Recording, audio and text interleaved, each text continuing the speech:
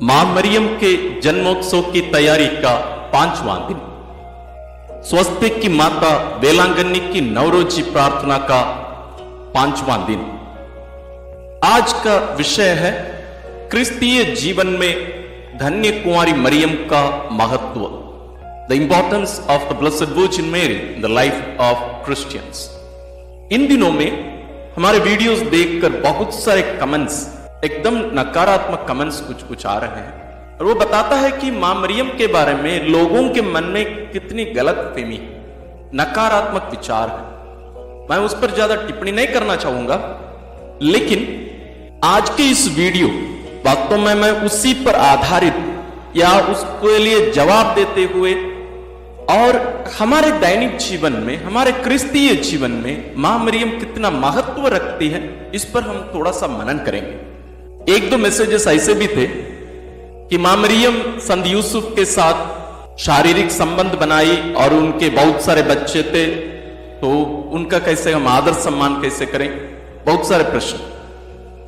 अब मुझे बताइए, जहां ईश्वर है, यीशु स्वयं ईश्वर है, तो वो वास्तव में स्वर्ग होना चाहिए। उस स्वर्ग में क्या कोई दूसरे कोई खुशी और आनंद की खोज कर सकता है? मैं इन प्रश्नों का जवाब और कोई वीडियो में देना चाहूंगा, लेकिन मुझे थोड़ा सा बहुत ज्यादा खराब लगा, इसलिए मैं असली में अपने आप को रोक नहीं पाया, इसलिए इस पर मैं टिप्पणी किया। लेकिन जिनके भी मन में इस प्रकार के प्रश्न हैं, या आप सोच रहे होंगे कि मरियम क्यों इतना महत्वपूर्ण है, या कैथोलिक कलीसिया में इतना महत्व धन्य कुंवारी मरियम को क्यों दिया जाता है, इन सबका जवाब आपको इस वीडियो में मैं दूंगा। वास्तव में इसी नाम से इसके पहले भी एक वीडियो बनाया गया है, लेकिन जब हम मां मरियम के जन्मोत्सव की तैयारी कर रहे हैं, मैं चाह रहा था कि हम इस पर पुनः विचार करें और इसको अपने जीवन में अनुभव करने, जीने की हम कोशिश करें।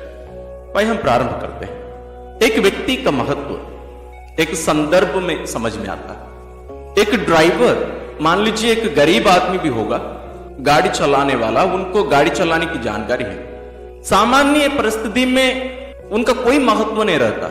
लेकिन मान लीजिए कहीं एक एक्सीडेंट हो गया, कोई बहुत ज्यादा बीमार हो गए, आपके घर में गाड़ी खड़ी, आपको गाड़ी चलाने नहीं आता, उस परिस्थिति में, उस संदर्भ में, उस कॉन्टेक्स्ट में, उस जरूरत में हमें उस ड्राइवर की याद आती है, जिसका शायद हम कभी आदर सम्मान नहीं किए हो, जिसके बारे में हम कभी सोचे नहीं होंगे। हमें उसकी याद आती है और हम तुरंत उसके पास जाकर खड़े हो जाते हैं, हम उनको बुला लेते हैं, भैया आइए, कृपया आइए, हमें इस चीज की जरूरत है, आपकी जरूरत है, आइए, कृपया गाड़ी चलाइए। तो हमारे क्रिस्ती जीवन के संदर्भ को हमें समझने की जरूरत है। मां मरियम के महत्व को लोग इसलिए नकारते हैं क्योंकि लोगों को समझ में नहीं आ रहा है कि वास्तव में क्रिस्ती जीवन क्या है। हम सोचते हैं जैसे हमारे भारत में उत्पन्न कुछ धर्मों में ग्रंथों को, पुस्तकों को महत्व दिया जाता, और हमारे गैर कैथोलिक विश्वासी भी बहुत सारे लोग यही गलती कर रहे हैं। मैं इसके पहले भी इस पर टिप्पणी किया हूं कुछ वीडियोस में कि हमारा क्रिस्तीय जीवन एक पुस्तक पर आधारित जीने वाला एक जीवन नहीं है।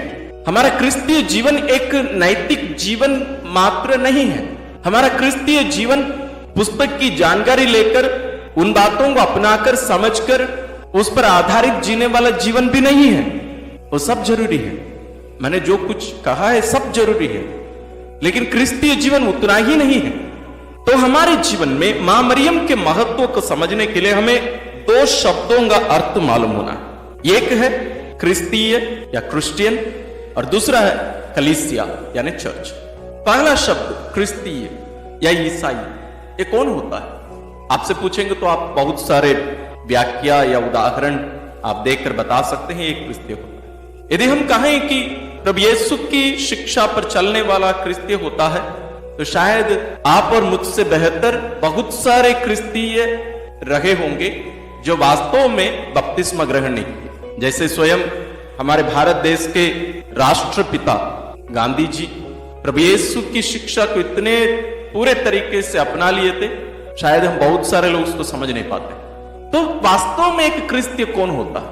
क्रिस्तीय जीवन अकेले मुझ में ही रहकर जीने वाला एक जीवन नहीं है, या जैसे मैंने कहा एक नैतिक जीवन भी नहीं है, इन सब से ऊपर उठकर संत पौलुस रोमियो को लिखते हुए अपना पत्र अध्याय 11 पद संख्या 17 में कलम करने के बारे में हमें बताते हैं। ग्राफ्टिंग, ये कलम करना क्या होता है?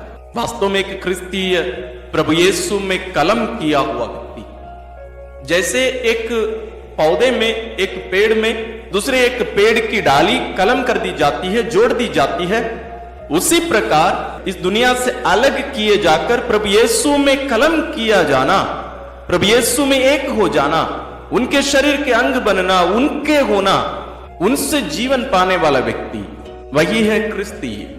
और इसके लिए ईश्वर कलीसिया के द्वारा संस्कारों का माध्यम हमें दिए। हम संस्कारों के बारे में बहुत सारे वीडियोस बनाए हैं, अब जरूर उनको देखे, हमें समझने की जरूरत, क्योंकि बपतिस्मा संस्कार केवल एक सामाजिक पहचान नहीं है, वो वास्तव में महत्वपूर्ण नहीं है वो सामाजिक पहचान, लेकिन उस संस्कार के द्वारा पिता ईश्वर में पवित्र आत्मा के द्वारा प्रभु यीशु में हमें जोड़ दे रहे हैं, कलम कर दे रहे हैं। इसलिए संत योहन रचित सुसमाचार अध्याय 15 में प्रभु यीशु कहेंगे, मैं दाखलता हूं और तुम डालियां हो, मुझ में रहे बिना कोई भी फल उत्पन्न नहीं कर सकता। इसके बारे में भी हम इसके पहले एक वीडियो बनाए हैं, उसका भी लिंक हम डिस्क्रिप्शन में देंगे, आप जरूर उसको पूर्ण रूप से समझिएगा, देखिएगा। तो वास्तव में एक क्रिस्तीय वो है जो बपतिस्मा संस्कार के द्वारा प्रभु यीशु में जोड़ दिया गया है या कलम कर दिया गया है, वही एक क्रिस्तीय। जैसे उदाहरण के लिए भारतीय कौन होता है? भारत का नागरिक, भारत देश से संबंध रखने वाला, एक विशेष संबंध है उसका, भले वो दूसरे कोई देश में भी जन्म लिया होगा, लेकिन इस देश में आकर यदि यहां हमारे देश के नागरिकता को स्वीकार किया है या उसको मिल गया है, वो भारतीय कहलाता है। जैसे संत मदर तेरेसा, उसी प्रकार क्रिस्तीय या ईसाई प्रभु यीशु के साथ एक विशेष संबंध में रहने वाला व्यक्ति। किस प्रकार का संबंध?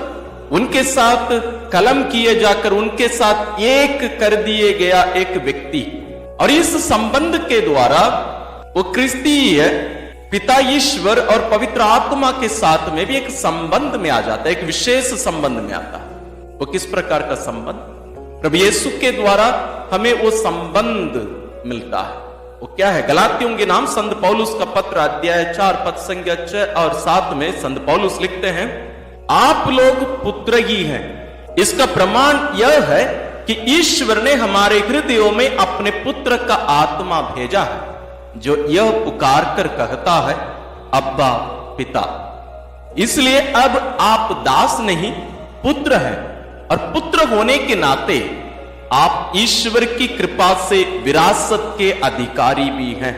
हम विरासत के अधिकारी, इसलिए अब आप दास नहीं पुत्र हैं, और पुत्र होने के नाते आप ईश्वर की कृपा से विरासत के अधिकारी भी हैं। संत पौलुस दोहरा रहे हैं उस बात।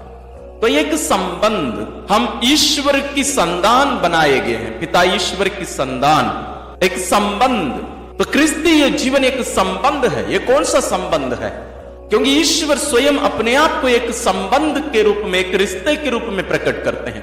त्रिएक ईश्वर, एक व्यक्ति नहीं, 3 व्यक्तियों का एक समुदाय, एक समूह, एक परिवार है, एक संबंध। इसलिए पिता और पुत्र हम कहते हैं। पिता कहते ही हमें लगता है कि उसके कोई बेटे या बेटी हैं, अन्यथा उनको हम पिता नहीं कहेंगे, किसी भी मनुष्य को भी हम उसी को ही पिता कहते हैं जिसके कोई बेटे या बेटी होंगे। मां भी वैसे ही, क्योंकि वो संबंध बोधक शब्द है, एक संबंध को दर्शाने वाला शब्द है। तो इसी प्रकार क्रिस्तीय का मतलब भी वही है, एक संबंध में रहने वाला, प्रभु यीशु के साथ जोड़ दिए जाकर एक विशेष संबंध में रहने वाला। तो जो भी अधिकार प्रभु यीशु का है, वही अधिकार उनसे जोड़ दिए गए हर व्यक्ति को भी है। वही बात हम अभी इस वचन से हमने सुना। हमें विरासत मिला, प्रभु यीशु का विरासत, प्रभु यीशु का अधिकार हमें दिया गया, वह है क्रिस्तीय। और हम सभी उनके प्रतिरूप में बनाए जाए, प्रभु यीशु में या प्रभु यीशु के साथ जोड़ दिए जाने का अर्थ ही उनके समान बनाए जाने के लिए। इसलिए संत पौलुस ही रोमियो के लिखते हुए अपना पत्र अध्याय 8 पद संख्या 29 में कहते हैं, ईश्वर ने निश्चित किया कि जिन्हें उसने पहले से अपना समझा वे उसके पुत्र के प्रतिरूप बनाए जाएंगे, जिससे उसका पुत्र इस प्रकार बहुत से भाइयों का पहलौठा हो। तो प्रभु यीशु पुत्र हैं, तो हम उनके साथ जोड़ दिए जाकर उनके समान हम बनाए जा रहे हैं। तो एक निर्माण कार्य संपन्न किया जा रहा है। ये कहां संपन्न हो रहा है? तो कलीसिया। तब कलीसिया की बात आती। तो ये कलीसिया क्या है? संत पौलुस बार बार ये कहेंगे कि ये कलीसिया प्रभु यीशु का शरीर है। कुरिन्थियों के नाम संत पौलुस का पहला पत्र अध्याय 12 पद संख्या 12 से लेकर आगे यदि हम पढ़े तो संत पौलुस बहुत ही सुंदर तरीके से इस सत्य को हम पर प्रकट करते हैं कि कलीसिया प्रभु यीशु का शरीर है। असली में दोनों बात एक दूसरे से जुड़ी है, यानी क्रिस्तीय और कलीसिया, ईश्वर की संतान और कलीसिया के सदस्य, ये सब बातें एक दूसरे से बहुत ही घनिष्ठ रूप से जुड़ी हुई बातें हैं। तो अभी हम समझ गए कि क्रिस्तीय कौन होता है, कलीसिया क्या होती है। इस संदर्भ में हमें समझना है कि मरियम का क्या महत्व है एक क्रिस्तीय के जीवन में, कलीसियाई जीवन में धन्य कुंवारी मरियम का महत्व क्या है।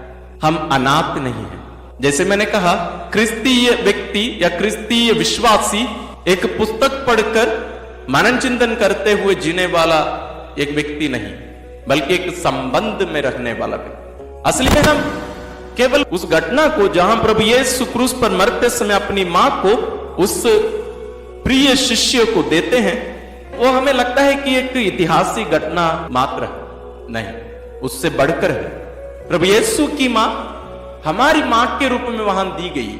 संत यूहन्ना वहां आपके और मेरे प्रतिनिधि के रूप में, हर विश्वासी के प्रतिनिधि के रूप में वहां खड़े थे, क्योंकि ईश्वर चाहते हैं कि जैसे धन्य कुंवारी मरियम प्रभु यीशु का पालन पोषण की, वैसे ही उनकी हर संतानों का पालन पोषण धन्य कुंवारी मरियम के द्वारा ही हो। और हमारा आध्यात्मिक जीवन केवल, जैसे मैं बार बार कह रहा हूं, उस पवित्र ग्रंथ पर आधारित नहीं है। ये पवित्र आत्मा द्वारा संचालित और संतों के समुदाय के साथ जुड़ा हुआ एक जीवन है। और कलीसिया क्या होती है, इसके पहले भी हम बहुत बार मनन किए हैं, उनके भी कुछ लिंक्स हम डिस्क्रिप्शन में दे रहे हैं, आप उसको सुनिए, मनन करिएगा। तो इस संदर्भ में हमें देखना है कि मरियम हमारे जीवन में या हमारे लिए एक क्रिस्तीय के रूप में हमारे लिए क्या कर सकती है या क्या करती है। जैसे हम अपनी अपनी मां के गर्भ में आए, वैसे ही बपतिस्मा संस्कार के द्वारा हम कलीसिया रूपी मां के गर्भ में आते हैं। यहां हमारा देखरेख किया जा रहा है, हम प्रभु यीशु के साथ जोड़ दिए गए हैं और अन्य संस्कारों के द्वारा, विशेष रूप से पवित्र यूकरिस्तीय संस्कार के द्वारा हम प्रभु यीशु के शरीर और रक्त को, वास्तविक प्रभु को, जीवित प्रभु को हम ग्रहण करते हैं और उनके शरीर और रक्त से हम पोषित किए जाते हैं और इस प्रकार हम उनके समान बनाए जा रहे हैं। और इस प्रक्रिया में, इस प्रोसेस में, इस क्रिस्तीय जीवन रूपी इस यात्रा में हमारी मां हमारे साथ, हम अनाथ नहीं हैं। तो हमारे लिए चाहिए कि हम प्रभु यीशु के बारे में जानने के लिए और अपने जीवन को पूर्ण रूप से उनके समान जीने के लिए धन्य कुंवारी मरियम की सहायता हमें अपनाने की जरूरत है, उन्हें हमारे साथ ले चलने की जरूरत है। बहुत सारी बातें पवित्र बाइबल में लिखी नहीं गई है, जो भी बातें लिखी गई हैं उनको समझने के लिए भी हमें वास्तव में मां मरियम से पूछने की जरूरत है। तो इसलिए हम जब पवित्र रोजरी विंदी करते हैं तब भी वास्तव में हमें एक एक रहस्य की घोषणा करने के बाद कुछ क्षण के लिए हमें मौन रहकर मां मरियम के साथ मिलकर उस रहस्य पर मनन करने की जरूरत है। इसको कैसे करना चाहिए, इसके पहले भी हम कुछ वीडियोस बनाए हैं, उसके भी लिंक्स हम डिस्क्रिप्शन में दे रहे हैं, आप देखिएगा। क्योंकि हमें समझना है कि हमारी प्रार्थना और हमारा क्रिस्तीय जीवन और बाइबल पढ़ने का, इन सब में मां मरियम का मार्गदर्शन हमें जरूरत है और उनके साथ की हमें जरूरत है। क्योंकि हम जो जीवन जी रहे हैं, क्रिस्तीय जीवन आज हम जो जी रहे हैं, ये प्रभु यीशु के जीवन के, यानी उनके मानव रूप में जो जीवन इस दुनिया में वे जीवित रहे, उसके 2000 साल बाद हम इधर आए हैं। तो हम यहाँ जैसे स्कूल में या कॉलेज में जाकर अध्ययन करते हैं कोई पुस्तक का या कोई जानकारी लेने वाले, वैसा जीवन नहीं है क्रिस्तीय जीवन। हमें इन संतों के साथ मिलकर जीने वाला जीवन है क्रिस्तीय जीवन, और उसमें धन्य कुंवारी मरियम सबसे प्रथम है। और संतों की सहभागिता क्या होता है उसको भी हमें समझने की जरूरत है। उसके बारे में भी हम इसके पहले मनन किए हैं, उसका भी लिंक हम डिस्क्रिप्शन में दे रहे हैं, आप देखिए। मैं क्यों ये सब लिंक बता रहा हूं, क्योंकि ये सब एक दूसरे से जुड़ी बातें हैं। हम सभी बातों को अलग अलग रखकर समझ नहीं पाए, हमें इस संदर्भ में हर बात को समझने की जरूरत है। समाप्त करते समय मैं ये कहना चाहूंगा, संत मैक्सिमिलियन मरिय कोल्बे ये कहा करते थे, धन्य कुंवारी मरियम को ज्यादा प्यार करने से डरो मत डरना, क्योंकि जितना प्रभु यीशु धन्य कुंवारी मरियम से प्यार किए उतना आप नहीं कर पाए। इसलिए आप चिंता मत करो, डरो मत कि आप ज्यादा प्यार कर रहे हो धन्य कुंवारी मरियम से। ये कितना सत्य है।